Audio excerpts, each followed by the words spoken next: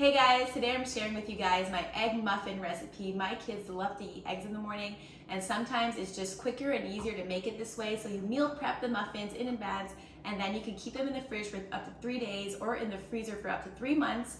And it's super nutritious, quick to reheat, and my kids love it. So let's start. Okay guys, so here are some of the ingredients I'm using today in the recipe: some fresh vegetables, whole eggs, basil, herbamare. The kids are always in the kitchen as usual.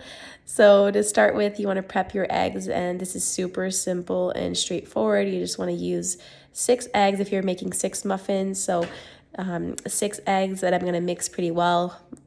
And then I'm going to add some herbamare. You could also add other herbs or pepper. I'm keeping it simple with the herbamare. My kids love it this way. So that's how we do it this morning. And once that's mixed, you just want to put your vegetables that you chose at the bottom of your cup. So I'm using tomatoes for the 3 up top, and then my pepper for the 3 at the bottom. And then to that, I'm adding some green onions to all of them. And then some cut up kale in the pepper and green onion ones.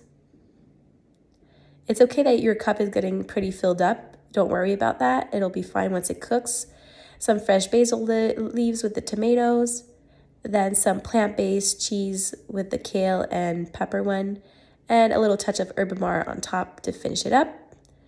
And then you just pour about evenly as you can the mixture of eggs over all of them. You could also add a little bit of cream, a little bit of plant-based milk if you wanted to, and just pop that in the oven at 350 degrees for 20 minutes. And there you have it.